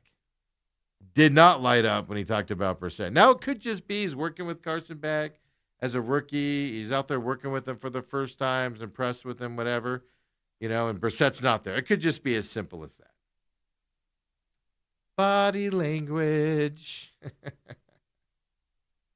I can hear Dale now. You're being an idiot. So voluntary OTAs are wrapping up. Mandatory OTAs are coming up next out there. And I don't know, hit us up wherever you want to. Let me know. Body language stuff on this. Marvin Harrison Jr. Look, this is a big year for him. Year 3. If he doesn't have a good year this year, he's a bust. It's a number 4 pick. Some people are already saying he is. He does not have a improvement year this year. He's a bust, folks. Period. End of story. You got one more year with him, and then you got a contract issue, right? You got to deal with on that side as well coming up for him. Robert says, ever since I got married, It has always been, it's not what you say, it's how you say it. I agree. Marvin Harrison Jr. isn't an expressive guy. I put those two videos together today from that press conference because I noticed it while he was talking yesterday. I put those two specific videos together. You guys thought I was going to say what he was saying about the quarterbacks. I was putting those together to show you body language between talking about Brissett and talking about Carson Beck. It could just be, he's not an expressive guy. I get it. He's not. It could just be one he's working with and one sitting at home, holding out type of a situation. It's hard to light up about Brissett, right, in the offseason. He's not there. I just found it interesting. That's all I'm proposing to you. Just found it interesting. Why are you lighting up with a third-round guy out there like you did? On a guy that's not expressive on top of it. If he talked like he did against Beck all the time, wouldn't have been an issue. But he talks more like Jacoby. When he's talking about Jacoby Brissett, he talks like that more than any time. He's very bland in his press conferences, no emotions, things to that effect. And I just got that little Beck stuff on the other side. It's all I wanted to bring up to you. Hey, Bears fans, here's my big question for you. And it's funny, too, because I have it on my notes here to reach out to Coach Sheehan, of course, Scottsdale Christian Academy. Big Bears fan. I'm just going to reach out to him. I haven't talked to him in a month or so, a couple months. I just want to reach out to them. They're into their summer camp season. They're lifting, getting ready for, 7-on-7 stuff here coming up and getting ready for their season, coming back for 3 in a row, going for their 4th championship here coming up in a row. Big changes on that squad as well. They're getting ready for that. So I want to reach out to them, but then I was thinking about him yesterday. Bears fans. I know the Madden curse isn't what it once was. I get that. But you wake up this morning and you find out, and there are rumors that it was Caleb Williams has been out for a week or so here. But you wake up this morning and you see the Madden cover here on all your social medias. Here it is for you. Kobe, throw it up for me here. Caleb Williams kind of imitating the Jumpman logo. You got Chicago in the background there, and get ready to throw that football, number 18. How you feeling? How are you feeling today if you're a Bears fan? Are you ignoring the Madden curse? Are you hoping, that doesn't matter anymore? We've kind of overcome that. It's not a big deal anymore. Or you're like, oh, crap. I do think the publicity, especially with young quarterbacks, I like Caleb Williams as a quarterback overall. He's better than average, but he's not a top-tier quarterback yet. He had a great year last year. Can he improve on that? What has he done to be the cover guy after one good year last year? Yeah, and what I mean by that is, I know you're going to go, what are you knocking Caleb for, Steve? What are you knocking him for? Just he's young. Young guys on the cover I'm more worried about than I am like a Patrick Mahomes. A running back like Saquon Barkley, who's been in the league a long time. Younger guys, right? Mad's a big deal to them.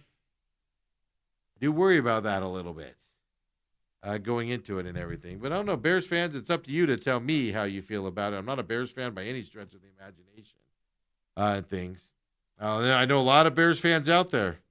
I'll have to see if I can reach out to Coach Sheehan and see what he thinks specifically about Caleb being on the cover of Madden and get a diehard Bears fan. Let's do some production right here on air while we're talking about it. Let me text him right now.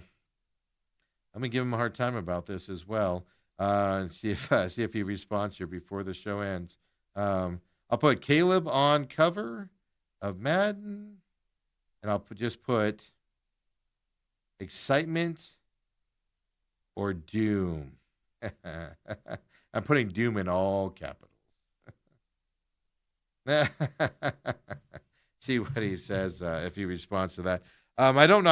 I don't know what they got going on. I know they're doing their 2-a-days and stuff to that effect. But we'll see if he responds here during the show as well. And folks, when we come back here, of course, we've got NBA Finals. I'll give you some more insight onto this. I have the Spurs winning it. Dale's going with the Knicks.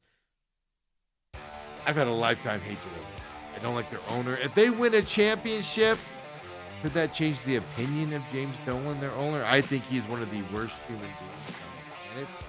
He'll probably try to sue. That's the type of human being he is. If you're sending local police forces to a kid in Colorado that talked bad about you online, you're not a good person. You're just not. And then I understand the Spurs history as well. I understand it better than anybody. I had season tickets when all that went down. I hate the Spurs. I hate everything about the Spurs. I hate everything about Greg Popovich. I've told you, he ruined the sport of the NBA. Personally, with not playing until Christmas. Resting guys. Off day. Hack-a-shack. Hate him to my core. But the NBA is making me think. I get it. All that plus NHL talk too, last night as well. We will talk about the NHL tomorrow as well. So come on back, folks. Main event.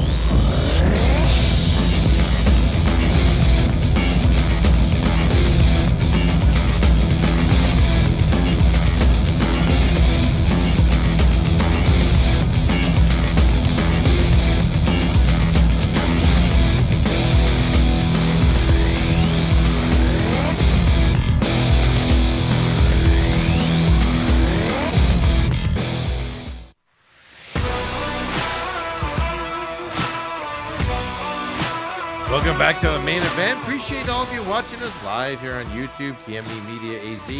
Of course, everybody on demand as well. Don't forget, Pit Stop coming up. It'll be up by 2 o'clock today. Sometimes we get it up around 1. It just depends on, after the recording, on getting it uploaded to all the sites. Everything is on demand at YouTube, on TME Media AZ, and, of course, over on Rumble, rumble.com/user/TME Media as well, folks, for the on-demand. And everything, including The Real Matrix, is on Rumble. Real Matrix is the only programming missing here on, of course, YouTube as well. So appreciate you however you're watching us, or if you're catching us on your free podcast systems.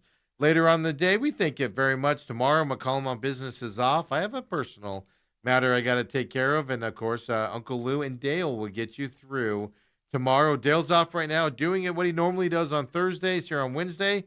Holmberg, he cried a little bit about how, I don't want Dale this week. So we loaned Dale off today to just make John feel a little bit how it is. How those radio stars are with everything as well. We got an answer. Coach Sheehan says, I said, Caleb on the cover of Madden, excitement or doom? And I capitalized all doom. He said, right where he should be, MVP season and a loss to the Bills in the Super Bowl is what he says. That's his response. So he's got MVP. He's got a Caleb MVP season. Lost to the Bills in the Super Bowl coming up for the Chicago Bears. He says then he wins its next year MVP and the legacy continues. So next year, he's already predicting MVP next year as well for Caleb. So I responded to that during the break, and I said, I knew I could count on you being a delusional Bears fan. And he said, somebody has to do it. So there's one Bears fan's perspective there on Caleb on the cover of Madden out there. First Bears star to be on the cover of Madden. Of course, back in the day, Madden wasn't a thing. So he is the first Bears player to earn that honor since being on the cover of Madden's been an actual thing out there as well. So I know it said the Jumpman pose, right? But that picture, if you want to throw it up again, guys, so people can see it in case they missed it when we showed it earlier. This is the pose when he threw the ball in that 4th and 8th pass to Roma Dunze in that playoff game. It's the Iceman celebration from the 46-yard walk-off overtime touchdown to DJ Moore there. They put all these in the reveals out there for him. So those are his highlights that they put in there. They did in the video saying he's on the cover also. It says in his second season, the number 1 pick from 2024 set Bears passing records. They have those out there. Securing the team's first division title since 2018. First playoff win in 15 years as well. He got him to as well. So the reveal happens. The full reveal is happening on Thursday. Game, of course, launches in August. But we do know he's officially on the cover and what the original reveal was as well. I think I saw also there's 2 covers. The other one is he's got his arms crossed, kind of a deal. So I don't know if they're both coming out. Only one. Bears fans will buy them all, though. Why not run with it? Because he's the Iceman. Okay, yeah. So I just saw it right here. Madden NFL 27 on Twitter. The jumping one that you see there on your screen, that's the one for just a normal Madden 27. The deluxe edition cover, because he's the Iceman, it's snowing around him and he's got his arms crossed like this. That's going to be the deluxe cover. So there's the 2 different covers based off of that. They even have videos out there on NFL's Twitter pages where he, recreates that throw that he made in the game. That, of course, is that jump cover there as well. So there you go. Caleb Williams on the cover. Mike Sheehan has him MVP and losing in the Super Bowl to the Bills this year. They laugh a little bit. All right, so NBA talk here as we are headed toward the end of the show here. Of course, don't forget TME Media AZ tomorrow. Uncle Lou and Dale get you here from 8 to 10. No MLB tomorrow, but you got the pit stop you can catch up on, as that'll be up later today as well. But today, final start tonight. We are guaranteed 8th different champion in the last 8 years. There's been no dominating team in the NBA. We thought the Oklahoma City Thunder was going to be that dominant team as of last year. Oh, this team's winning multiple championships. And then, boom, the Spurs wake up. A young Spurs team wake up and take the Thunder out there in the Western Conference Finals. And now they're in the championship. Yeah, 8th different champion in 8 years. If that doesn't say parity around the NBA, I don't know what does with those kind of stats out there as well.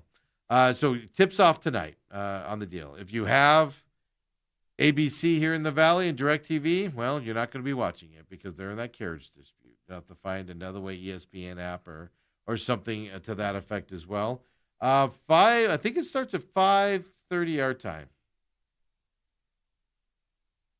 Can't read my screen. 5:30 or 6:30. Game 1 tonight. Knicks Spurs, of course, starts in San Antonio as well. I saw the amount of money, the average get-in price for Game 3, 4, and 5, which is in New York. We're talking, I think Game 3 is the most expensive. At least last I saw, like $5,400. The average get-in price for that game. It goes down for Game 5, Game 4, and Game 5 because obviously it could be elimination games, for you or whatnot. And obviously if the Knicks win a game in San Antonio, those prices could go up because they could close out the series in New York if they're able to make the run there as well. So I was reading a lot of stuff out there. I think the Spurs are winning this series. I could see a scenario where the Spurs win this series in 5. I could. I think the defense of the Spurs is going to cause monumental problems for the Knicks. The Knicks rely on those fast bursts. They go on 20-0 runs, 30-0 runs against teams because they can't stop the three-pointers and the fast outside shooting on the Knicks. I think the Spurs can shut that down. I don't see too many 20, 30-0 runs happening for the Knicks, at least overall in this series. I'm not saying they're not going to have one. I'm saying they're going to be limited compared to other series. For game one tonight, Spurs are minus 185 on the money line to win this game tonight. Knicks are plus 154. For the finals winners, Spurs are the favorite, minus 185 to win this series against the Knicks. They're plus 155 for the Knicks going into this series. I think the Spurs defense is going to be the biggest problem here for the Knicks. They haven't faced a defense like this since they probably played the Spurs or Thunder in the regular season. It's split 1-1, by the way, in the regular season, Knicks and Spurs. But regular season basketball is completely different from playoffs. Now, the Knicks are like a very contentious team, right? The Villanova kids all playing there in New York. They played together for a lot of years. They have a lot of cohesion, stuff to that effect. Bruce Cooper yesterday brought up that good point. I was thinking more about it last night, right? Karl Anthony Towns, does Wemby guard him? Does he get pulled out from underneath the basket? How do the Spurs counteract those types of moves? Karl Anthony Towns, he's been playing well in this playoffs with this Knicks team. Quietly playing well there. I like the way he fits in with this Knicks team. The key to me is the Knicks have to have these high-powered, high-shooting games. That's how they've won it in the playoffs so far. That's how they've been blowing everybody out. That's how they've been sweeping people. High-powered, 20-0 runs, 30-0 runs, sometimes 30-0 runs, and then they go on a 20-0 run later on in the game, winning by 30 throughout these playoffs. No defense from the other team. And the other team missing shots. They feel like they have to keep up with them and missing them. I don't think the Spurs are going to have that pressure of hitting threes to keep up with the Knicks because they're going to shut down that Knicks offense a little bit as well going into that side. I can see a scenario where the Spurs win this in 5. I could. I think the Spurs are going to win in 6. I think it's just the defense, the length and the defense. I'll also say this. I also think the Spurs coaching staff is one up on the Knicks coaching staff. I think the adjustments that the Spurs are going to make are going to be greater than the adjustments the Knicks are going to make. I think that's also going to set them apart going to this. Now, I brought it up earlier. I do think it's going to be a longer series because, right, the finals refs out there. I gave you the top 3. And they're also the 3 longest tenured refs also, in the thing as well. Scott Foster is going to be a ref in this series. Mark Davis is going to be a ref. Tony Brothers is going to be a ref as well. John Goebel is going to be a ref. You know those names because they make the game about them at times. Bad calls, the way they call things. Other than Scott Foster, because I do believe Scott Foster did some dastardly things with his buddy, taking phone calls from the ref that got in prison for gambling and stuff to that effect beforehand. You can't tell me Scott Foster was completely innocent in that. He at least knew of it. Let's put it that way. Whether he partakes, another day. But everybody else, I'm not calling them cheaters. They just called the game of basketball a certain way. That certain way can manipulate the game. If the refs stay out of it, let physical basketball happen, kind of like Game 6 and Game 7 in that Spurs-Thunder series. I want to see the referees do that. If the Spurs have a 2-0 lead, look for the NBA to put in a couple refs, at least 1 or 2 that call close fouls. Put the Spurs into a little bit of foul trouble, right? Let the Thunder back into it. That happens. That's how you do it as well out there. How do the players react to these names as well? Right? What do the players think of the officials? May 4th, the Players Union released a tier system for how players view their officials. The union put this out. I did not see this anywhere out there. Seeing it from athletic reporting here today as well, is where we're finding this from the athletic side. Right? I said Tony Brothers. He's in tier 1. They consider him elite and top performers. I like Tony Brothers. Now, there's a lot of refs in that category. I'm not going to name them all. I like Tony Brothers as a referee. Just calls games certain ways that can change the style of a team. That's all I'm talking about as well. Under needs improvement, John Goebel. This is the worst here, tier 3. So this is the Players Association view of the refs here, right? And I'm just talking about the names that I'm talking about here, from that perspective. Scott Foster is in the solid performers category. Fascinating to me. Because in the media, at least in the media and the fan base side of it, we all think Scott Foster is the worst human on the planet, right? So they view him differently. I will say this, Scott Foster can be fair on the basketball court. Just when he doesn't like you, he really shows it and he goes out there. Yeah. So I was looking up and going through what the professional people are around basketball, what they're saying about this series. Kind of a mixed deal. Like just for instance, NBA.com. They're writers out there that obviously follow basketball. We have a Knicks in 6. We got a Spurs in 7. I will say this: if the Spurs win this series in 6 or 7, Wemby is going to be your MVP in the series. If the Knicks win this series, obviously it favors Brunson to win the MVP. But we got another Knicks in 6 here. We got a couple people kind of thinking my way. John Schumann, he says Spurs in 5, Wemby is the MVP. And then Jeff Zilgit here says Spurs in 6 with Wemby as the MVP. I think this is going to be a Game 5 or Game 6 win here for the Spurs in this series. I do. I do think Wemby is going to be the MVP. He's going to dominate this series. He might have one bad game. He's going to dominate the series as well. John Schumann, who's a Spurs in 5 guy. Because I said I can see the scenario where the Spurs win the series in 5. Dale thinks this is a long series. Now 6, you're getting long, of course. I get that. I don't know. Here's what John says. The Knicks have been ridiculously good through the first 3 rounds, but there are some elements of their success, meaning their own shooting and their opponent's three-point shooting, that are unsustainable. That's my argument.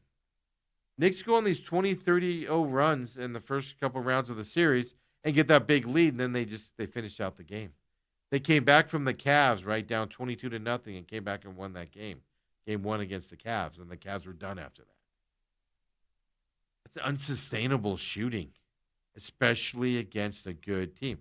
That means the Knicks have to change the way they've been winning. I don't think you do that in the NBA Finals. No. The Knicks have the highest effective field goal percentage, which is 59.2% in NBA playoff history. Yeah. Can you sustain that for another series? Up for defense coming up as well. Yeah. That's what I worry about with the Knicks. If they're not able to hit those threes and the Spurs don't try to match them and go in those 20-0 ruts, because they don't have to. They can just dump the ball down low, get some easy 2s to keep those big runs from happening, right? I think the Knicks are getting a lot of play, rightfully so, by the way. The Knicks are getting a lot of play because of the way they've come out of the East. Well, there's nobody in the East even close to the level of the Thunder or the Spurs. They're just 2 heads and heel teams above. So we'll see. I'm going to pick officially 5 Game 6 for the Spurs. Wemby's going to be the MVP. That's to me, he's going to dominate this series. Who's stopping him on the Knicks side? Who? Tell me. Love to hear it. So he's going to be the MVP. Now, I'm going to go 6 just because 5 to me, just out of respect for the Knicks and the way the NBA can screw this up. I'm going to go Spurs in 6. Kicks off tonight for those of you able to watch it. Depending on what service you have out there, from that perspective. I can't wait till tomorrow night in the hockey score again as well for the hockey game tomorrow night. I'm so excited for that as well. Robert says, I think the NFL just wanted to promote the Hammond Bears. Well, that's the other side of it. I got to rub my temples here. What is Chicago doing? I get it. They got tax base, and they're literally saying Chicago is betting the Bears won't leave Chicago. They're abusing all of that stuff, saying, doesn't matter, you're not going to leave. You're going to do it. The Bears don't want to go to Hammond, Indiana. They don't. It's a bargaining chip. And the Chicago government's going, yeah, we don't care. You're not going to go there. We don't care. The way this is going to be solved is either the Bears are going to have to cave and take those higher tax rates, et cetera, that they say they can't afford, like, right, all that stuff. They're either going to have to cave to stay in Chicago and keep waiting, because then now they pushed it off. They're not even going to vote on it till like mid-October. They just keep pushing it off. You can literally start the stadium a few miles south in Hammond, Indiana. They are flirting with fire. And the Bears are either going to have to cave on the tax side of it and pay all those extra taxes and everything, or they're going to have to pull the trigger on Hammond, Indiana. That's what's going to solve this. I 1,000% think they're going to end up in Hammond because the city of Chicago is going to force them to do it. The city of Chicago is negotiating like they're not going. There's no way we're losing the Bears. You know what happens when you negotiate that way? You lose. That's what happens. You lose. When you negotiate from a perspective of, I can do whatever I want because you're not going to dare do it, you lose those battles, folks. We're going to be talking about the Hammond Bears, which I don't have a bit in the fight. I don't care.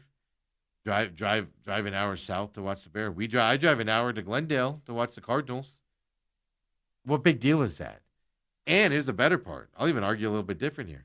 You could rebuild that Hammond and Indiana area because that is not a good area. You build a stadium down there, you're going to get all these new eateries, bars, restaurants, shopping plaza. People are going to want to move to that area, clean it all up and everything, get all those burned out places that have been abandoned with all the shattered. I know I'm thinking more of Gary, Indiana right now, but it's right there in that area. You can improve that area right down there. Bears don't want to do it, but the way Chicago's negotiating, they're just daring them to do it. I don't get it at all from that perspective. So yeah, so there you go. That is true. Bears in NFL doing that. Just whew. 2 teams in Indiana. Who will thunk it? It's either that or the Bears are going to have to seriously cave and take it in the shorts on the taxes and all the other stuff out there as well, right? From that side. I talked earlier, right? Marvin Harrison Jr., according to LaFleur, going to that X position. So he talks about it in terms of Devontae Adams. That's the role that he wants Marvin Harrison Jr. to have. Marvin Harrison Jr. is not a Devontae Adams type player. Michael Wilson taking the Z spot, which is like what Puka runs, stuff like that. And then he kind of said Kendrick Byrne. That was the other guy I was thinking about. He's more of the slot receiver. It's kind of how they're viewing the offense here coming up. I just wanted to go back to that because I found the information I was looking for there on the third receiver as we go. Really quick, last night was the NHL Finals game. Game 2 is tomorrow night as well. So I won't be able to talk to you about Game 2. I'll just tell you, put your money on Carolina Hurricanes tomorrow night, in my opinion. This is as much as a must-win game for Carolina as they've had. They've lost 2 games this whole playoffs. And I'm calling this a must-win game tomorrow night at home in Carolina for the Carolina Hurricanes. They cannot go back to Las Vegas down 0-2. They can't. They just can't. No chance they can do that. Must-win game for them. Hurricanes are minus 162 favorites right now tomorrow night. So I won't be able to talk to you about it. I do think Carolina wins game 2, evens it up. I wouldn't even be surprised if it's like a 5-2, 6-1, 6-3 type of game. It's not really a close game. And the only reason I say that is you can see kind of Vegas, like, let's just get home. We won our one game here. Let's move on. if you like the Hurricanes in this series, now's the time to jump on them, right? They were the favorites going into this series. I got the Knights at plus 230 to win this series when I placed that bet earlier this week. Right now, the Carolina Hurricanes are plus 130. So if you like Carolina to come back and win this series, get your money down on Carolina right now. Because they win game 2, that number's going to change again, right? And you're probably not going to see them as a plus number again unless it gets really squirrely as it goes on there in this series as well coming up. Hey, by the way, if you want to bet on next year's Stanley Cup champion, Carolina's plus 750 favorites for next year. Colorado Avalanche are plus 800. Knights are plus 850 from that perspective. So you want to already look ahead to next year. Before this Stanley Cup Stanley Cup is even hoisted, you can bet on next year as of right now as well. So tomorrow, Uncle Lou obviously will talk to you about college baseball and the super regionals coming up. Some interesting matchups there as well. Some SEC teams are going to get knocked out. He's going to talk to you about the NHL, of course, what's coming up. We'll see if he agrees with me. I know he liked Carolina in this series coming in. Kind of questioned it a little bit on my side of it. Doesn't mean lose wrong. Doesn't mean anything to that effect. I just have a couple issues there with Carolina on. They got past the point they couldn't get by, and they continue it here. They've had an easy playoff run, kind of what I'm saying about the Knicks. Easy playoff run. Now they're playing a team that can play with them. How do you respond to that? I don't think you respond well because you've looked better than you probably are getting to this point. Second loss in the playoffs last night for Carolina. You've got to win game 2. Pressure's on you tomorrow night as well, of course. They'll talk a little bit about the Spurs Spurs tonight and that opening series coming that way. And, of course, UFC with them as well. So tune in tomorrow, 8 to 10 with Uncle Lou and Dale Hellestrae. 8 to 10, no McCollum on business, but pit stop coming up later today, folks. Tune in and catch that on demand, whether here at YouTube, TME Media AZ, or, of course, over on Rumble, rumble.com/user/TME Media over there as well. And appreciate you guys joining us here on this Wednesday. I'll see you guys on Friday. Dale and Uncle Lou got you tomorrow on this program, tomorrow on Thursday. So we'll see you then, and I'll see you on Friday myself, everybody. Have a great couple days. Give Lou and Dale a hard time tomorrow. Have a great night, everybody.